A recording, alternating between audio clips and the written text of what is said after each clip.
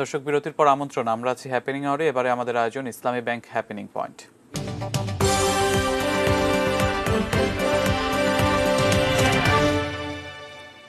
দর্শক, আজ রোহিঙ্গা সংকটের 4 বছর পার করলো বাংলাদেশ। এই বিষয়ে আজকে আমরা কথা বলবো। ইতিমধ্যে আমাদের সাথে ভার্চুয়ালি যুক্ত আছেন অতিথিরা। যুক্ত আছেন কর্নেল অবসরপ্রাপ্ত কাজী শরীফুদ্দীন, নিরাপত্তা বিশ্লেষক।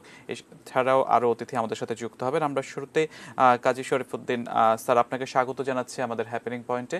আপনার কাছে শুরুতেই আমি যে প্রশ্নটি রাখতে চাই, 2017 সালে যখন রাখাইনে গণহত্যা চলছিল, ঠিক সে সময় আমরা প্রতিবেশী দেশ, মানবিকতা বা ইসলামী জনগোষ্ঠী যেভাবে বলে না কেন, নানা আবেগ দিয়ে সে সময় রোহিঙ্গাদের এদেশে ঠাঁই দেবার পক্ষে ছিলাম। গেল 1 বছরে আমরা দেখেছি যে টেকনাফ এবং উখিয়াতে রোহিঙ্গা সন্ত্রাসীদের হাতে প্রায় 12 জন বাংলাদেশি নিহত হয়েছে। ঠিক 2021 সালে রোহিঙ্গাদের প্রসঙ্গে আমাদের অবস্থান অথবা ভাবনাটা ঠিক কিরকম, আপনি কি বলবেন? ধন্যবাদ। প্রথমেই ধন্যবাদ জানাচ্ছি এটিএন নিউজ চ্যানেল আমন্ত্রণ জানানোর জন্য। আজকে সবচেয়ে বেশি ইম্পর্টেন্ট আলোচিত বিষয় হচ্ছে প্রসঙ্গ রোহিঙ্গা সংকট বাংলাদেশ গভীর উদ্বেগের বিষয় হয়ে দাঁড়িয়েছে। 2017 সালের এই অগস্ট মাসে বাংলাদেশের মাননীয় প্রধানমন্ত্রী শেখ হাসিনা, সাধারণত অগস্ট মাস আমাদের শোকের মাস, জাতির পিতাকে আমরা হারিয়েছি এই মাসে। 2017 সালে এই সময়ে যখন রোহিঙ্গারা তাদের জীবন বিপন্ন, মানবতার জীবন ধ্বংস হচ্ছে, মারা যাচ্ছে, তখন তাদেরকে আশ্রয় দিয়েছিলেন। সমগ্র বিশ্ব ওই দিনে আমাদেরকে সাধুবাদ জানিয়েছিল, আমাদের শুভেচ্ছা জানিয়েছিল, আমাদের ওয়েলকাম জানিয়েছিল, আমাদের সহযোগিতা করেছিল। কিন্তু সময়ের প্রেক্ষিতে আজকে এটা আমাদের জন্য বড় উদ্বেগের বিষয় হয়ে দাঁড়িয়েছে। 2017 সালে সর্বপ্রথম এই আশ্রয় দেওয়ার পরপরই মাননীয় প্রধানমন্ত্রী পার্শ্ববর্তী দেশ রোহিঙ্গাদের যেটা, তাদের সঙ্গে এই মিয়ানমারের সঙ্গে 2বার দ্বিপক্ষে আলোচনা করেছেন। আলোচনা করার পরে আমাদের যে দিক নির্দেশনা ছিল প্রত্যাবাসন সম্ভব হবে, কিন্তু ফলপ্রসূ হয়নি আলোচনাটা। পরবর্তীতে 2017 সালে জাতিসংঘে 5 প্রস্তাব উত্থাপন করেন মাননীয় প্রধানমন্ত্রী।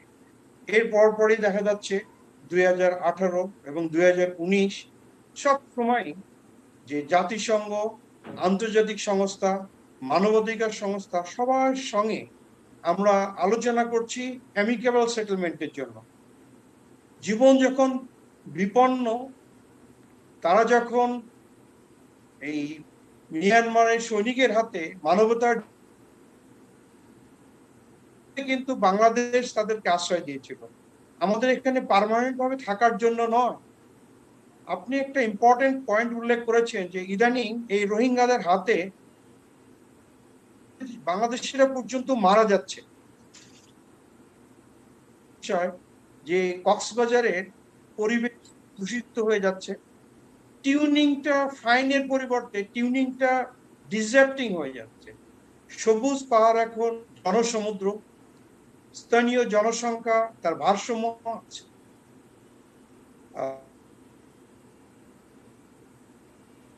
স্যার, এ প্রসঙ্গে যদি আমরা বলি যে 4 বছরের পরে এসে তো আমরা নিশ্চিতভাবে এখন বুঝতে পারছি যে রোহিঙ্গা প্রসঙ্গ বা এই রোহিঙ্গা প্রত্যাবাসন যেটাই বলি না কেন, রোহিঙ্গা আমাদের ওপর একটা বড় বোঝা হয়ে দাঁড়িয়েছে। দ্বিপাক্ষিক যে কথাগুলো বলা হয় যে দ্বিপাক্ষিক সমাধান করতে হবে, যে প্রস্তাবগুলো বড় বড় দেশ দিচ্ছে, এই সমাধানটা ঠিক কতটা ফলপ্রসূ হবে বলে আপনার মনে হয়?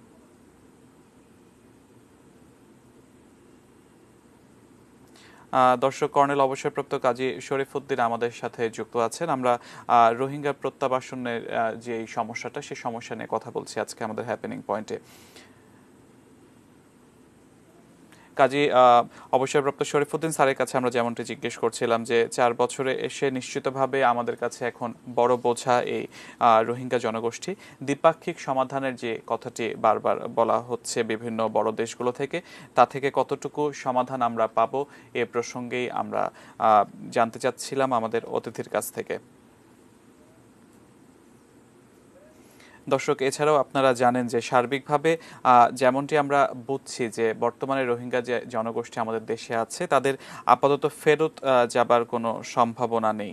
মিয়ানমারের সাথে যোগাযোগের জন্য মধ্যস্থতা হিসাবে আমরা চীনকে বলেছিলাম যে আমাদের সাহায্য করতে। তার পরবর্তীতে আমরা রাশিয়ার সাথেও যোগাযোগ করেছি যাতে করে রোহিঙ্গা প্রত্যাবাসনের আলোচনাটা ফলপ্রসূ হয়। কতটুকু ফলপ্রসূ হবে সেটাই এখন আসল বিষয় জানার জন্য। দর্শক, আমরা হ্যাপেনিং পয়েন্টে আছি। কর্নেল অবসরপ্রাপ্ত কাজী শরীফউদ্দীন নিরাপত্তা বিশ্লেষক আমাদের সাথে যুক্ত আছেন। এছাড়া অন্যান্য অতিথিরাও আমাদের সাথে যুক্ত হবেন।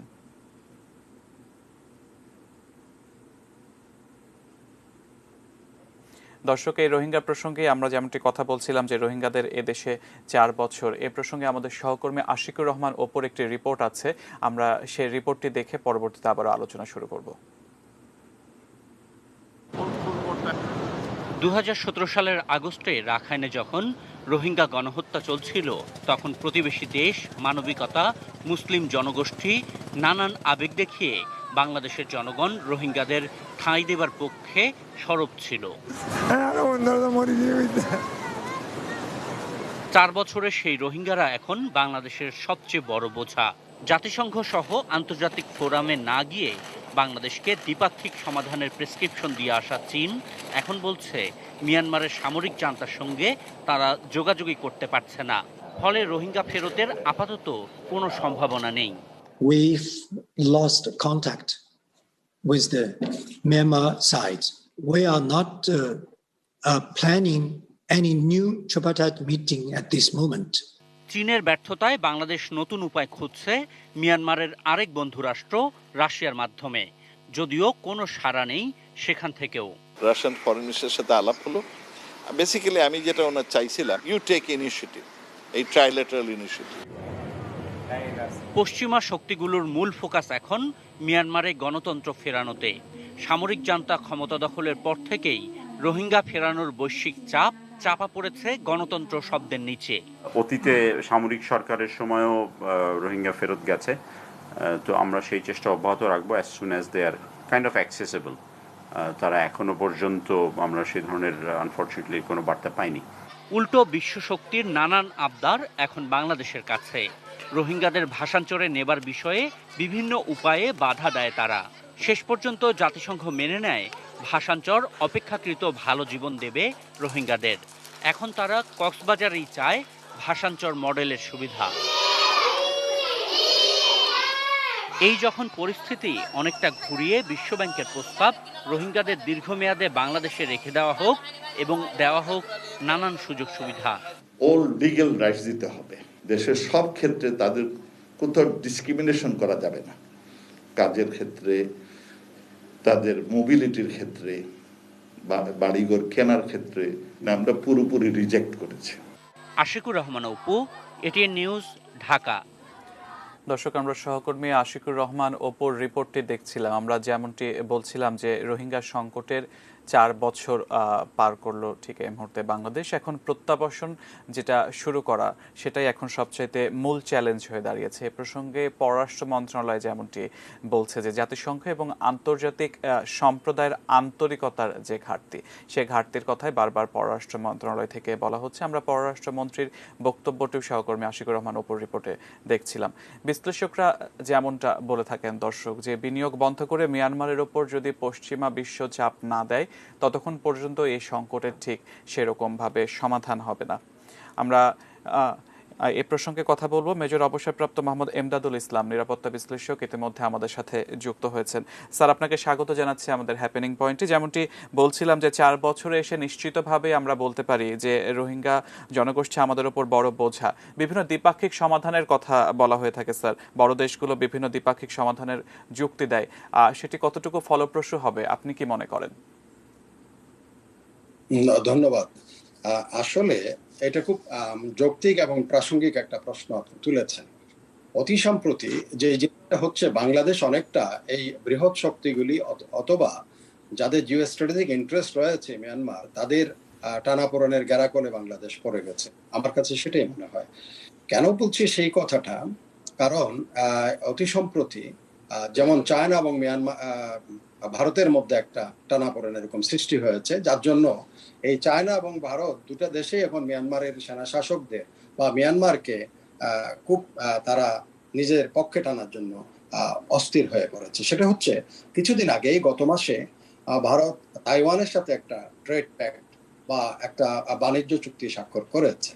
এটার প্রতিক্রিয়া হিসেবে মিয়ানমার চায়না বলেছে যে এটা যদি করা হয় তাহলে আমরা যারা এই কাজ করবে তাইওয়ানের সাথে, তাদের সাথে সিসেশনিস্ট অর্থাৎ সেই দেশে যারা বিচ্ছিন্নতাবাদী আছে তাদেরকে আমরা উৎসাহিত করব। সেটা হচ্ছে ভারতের পূর্বাঞ্চল নিয়ে। তখন ভারত সেখানে অ্যাওয়্যার হয়ে গেছে, যদি পূর্বাঞ্চলে যদি হস্তক্ষেপ করতে চায় চীন, তাহলে মিয়ানমারকে হাতে রাখতে হবে, অর্থাৎ সাগাইং ডিভিশনকে হাতে রাখতে হবে। এই যে ভারত এবং চায়নার এই যে পারস্পরিক যে দ্বন্দ্ব, জিও স্ট্র্যাটেজিক দ্বন্দ্ব, সেখানে উভয় পক্ষই এখন মিয়ানমারকে তাদের পক্ষে রাখার জন্য প্রতিযোগিতায় আছে।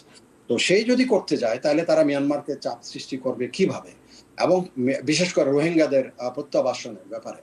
তো সেটাই যে যখন করছে না, তখন এই সুযোগটা কিন্তু মিয়ানমার নিচ্ছে, মিয়ানমারের সেনা শাসকরা নিচ্ছে, যে তারা বুঝে গেছে যে যেহেতু চায়নার স্ট্র্যাটেজিক ইন্টারেস্ট এখানে আছে, অন্যদিকে ভারতেরও স্ট্র্যাটেজিক ইন্টারেস্ট আছে, দুটার একজনের হচ্ছে স্ট্র্যাটেজিক ইন্টারেস্ট হচ্ছে তাইওয়ানকে নিয়ে বা সেখানে তাদের চক্রীয় ডিপ সি পোর্ট নিয়ে বা পাইপলাইন নিয়ে, আরেকজনের ইন্টারেস্ট এখানে এসে গেছে, সেটা হচ্ছে তার পূর্বাঞ্চলকে নিরাপদ রাখা এবং সেই ক্ষেত্রে মিয়ানমারকে ব্যবহার করা। তো এই সব জিনিসগুলো যখন সামনে চলে আসছে, তখন কিন্তু রোহিঙ্গা বিষয়টা তারা সেখানে মিয়ানমারের উপর চাপ দিবে না। এবং মিয়ানমারের সেনা শাসকরাও very smartly they knows it, যে তাদেরকে কোনো চাপ দিয়ে কাবু করবে না এই দুটা দেশ, কারণ দুটা দেশেই তাদেরকে বরং চেষ্টা করবে পেসিফাই করে তাদের হাতের কাছে রাখার জন্য। এই সুযোগটা কিন্তু মিয়ানমারের সেনা শাসকরা নিচ্ছে এবং রোহিঙ্গা প্রত্যাবাসন সেখানে ঝুলে আছে। এ প্রসঙ্গে আবার কাজী শরীফুদ্দিন স্যার, আপনার কাছে আমি আসতে চাই। আমরা শুনছিলাম যে এমদাদুল ইসলাম স্যার বলছিলেন যে ভারত এবং চীনের একটি আগ্রহ আছে মিয়ানমারের উপরে। অন্যদিকে যদি আমরা পশ্চিমা দেশগুলোর কথা ধরি, যে মিয়ানমারে এখন গণতন্ত্র ফেরানোর দিকে তাদের নজর, রোহিঙ্গা প্রসঙ্গে তাদের এখন ঠিক সেই আগের মতো আগ্রহ বা বাড়তি নজরটি নেই। সেক্ষেত্রে কি আমরা বলতে পারি যে মিয়ানমারে গণতন্ত্র ফেরানোর জন্য গণতন্ত্রের নিচে কি তাহলে রোহিঙ্গা সংকটে চাপা পড়ে যাচ্ছে? আপনার কি মন্তব্য? রোহিঙ্গা সংকট এটা বাংলাদেশের সবচেয়ে বড় সংকটের একটি, যেখানে আমরা মানবতার কথা বিবেচনা তাদের এখানে আবার কল করে দিয়েছিলাম। তারা আমাদের এখানে আমাদের বার্ডেন হয়ে থাকে। ঠিক আছে, মেজর এমদাদ কি সুন্দর কথা বললেন যে ইন্টারন্যাশনাল পলিটিক্স এর ভিতরে ইনভলভ। এর সঙ্গে সম্প্রতি কয়েকটা জিনিস আমরা যদি অবজার্ভ করি, যে ওয়ার্ল্ড ব্যাংক আমাদের বলেছে তাদের রোহিঙ্গাদের মানবিক অধিকার দিতে, তাদের শিক্ষা ব্যবস্থা দিতে, তাদের সুন্দরভাবে জীবন করতে। আমাদের পররাষ্ট্রমন্ত্রী মহোদয় এই ব্যাপারে স্পষ্ট জানিয়ে দিয়েছেন যে it is absolutely you, we cannot treat them like our own people. কারণ ইন্টারন্যাশনাল পলিটিক্সে তারা যেটা বলছে বা বিশ্ব ব্যাংক যেটা বলছে যে তারা আমাদের অর্থ দিচ্ছে, এই অর্থ নিচ্ছে মাঝখানে মধ্যস্বত্বভোগী কিছু এনজিও এবং যারা অন গ্রাউন্ডে কাজ করছে তারাই এটা ভোগ করছে। সেই জন্য তাদের একটা ইন্টারেস্ট আছে যে যদি এখান থেকে রোহিঙ্গা প্রত্যাবর্তন হয়ে ফিরে যায়, তাহলে আমাদের এই অর্থর যে যোগানটা হয়তো বন্ধ হয়ে যাবে। এই দৃষ্টিকোণ থেকে আমাদের সতর্ক থাকতে হবে। মেজর এমদাদ পার্শ্ববর্তী দেশের যে স্ট্র্যাটেজিক বা যে পলিসির কথা বলেছেন, I am agree with that, যে এই দিকে আমাদের স্পষ্টভাবে দেখতে হবে যে আজ থেকে যে শত শত বছর আগে যে সপ্তম শতকে বাংলাদেশ এবং পার্শ্ববর্তী দেশ আরব আমেরিকা সব জায়গা থেকে মুসলমানরা এসে এখানে অবস্থান করেছে। এই আরাকান রাষ্ট্র 1974 সালে গিয়ে রাখাইন রাষ্ট্রে পরিণত হয়েছে। এই আরাকান রাষ্ট্রের যে রাজা ছিল নরনিখোলা, 1430 সালে তারা বিতাড়িত হওয়ার পরে তখন বাংলার সুলতান জালাল মোহাম্মদ শাহের কাছ থেকে প্রত্যক্ষ সহযোগিতা আবার ঋত রাজ্য পুনরুদ্ধার করার স্যার, পরে। শরীফ স্যার, আপনাকে অসংখ্য ধন্যবাদ। আমাদের সময় একেবারে শেষের দিকে। আমরা যদি একটু শেষ মুহূর্তে এমদাদ স্যারের কাছে শেষবারের মতো আসতে চাই। স্যার, যেমনটি বলা হচ্ছিল, আপনি বলছিলেন ইন্টারন্যাশনাল পলিটিক্স নিয়ে। ইন্টারন্যাশনাল পলিটিক্সের এ পর্যায়ে যদি আমরা বলতে চাই যে দক্ষিণ এশিয়ায় রোহিঙ্গাটি একটি নিরাপত্তা এবং স্থিতিশীলতার জন্য বড় হুমকি, বাংলাদেশকে যদি এটা আন্তর্জাতিক পর্যায়ে তুলে ধরতে হয়, কি পদক্ষেপ নিতে হবে? একেবারেই সময় কম স্যার। জি ধন্যবাদ। আসলে প্রেক্ষাপট যদি with the change of the guard in Kabul, এই দক্ষিণ পূর্ব এশিয়া না, শুধু এশিয়ার সিনারিও অনেক কিছু চেঞ্জ হবে, অনেক কিছু পট পরিবর্তন এখানে হবে, অনেক টালমাটাল হবে, এটা একদম নিশ্চিত। তার বাইরেও আমি এটা অনেকবার বলেছি, আবারও রিপিট করছি, যে কফি আনান কমিশনের রিপোর্টে কিন্তু স্পষ্ট করা আছে, if it is not immediately address, এই রোহিঙ্গা ইস্যুটা যদি ইমিডিয়েটলি অ্যাড্রেস করা না হয়, তাহলে এটা শুধু ভলাটিলিটি আমাদের অঞ্চলের জন্য, আমাদের দুটা দেশের মধ্যে না, বরং দক্ষিণ পূর্ব এশিয়াকে এটা ভলাটাইল করে তুলবে। এখানে একটা যে it is going to be fertile land for the militancy, to develop the militancy. তখন কিন্তু আন্তর্জাতিক সম্প্রদায়, হয়তো বৃহৎ শক্তিগুলি তাদের জিও স্ট্র্যাটেজির জন্য এই জিনিসগুলোকে ব্যবহার করার তারা অপেক্ষায় আছে বলে আমার কাছে মনে হচ্ছে। জি, অসংখ্য ধন্যবাদ মেজর অবসরপ্রাপ্ত মোহাম্মদ এমদাদুল ইসলাম এবং কর্নেল অবসরপ্রাপ্ত কাজী শরীফুদ্দিন, আপনাদের মূল্যবান সময় থেকে কিছু সময় আমাদেরকে দেবার জন্য। দর্শক, আজকে আমরা রোহিঙ্গার সংকট নিয়ে কথা বলছিলাম, নিশ্চয়ই আগামীতে অন্য কোনো বিষয় নিয়ে কথা হবে। সে পর্যন্ত সবাই ভালো থাকবেন, সুস্থ থাকবেন।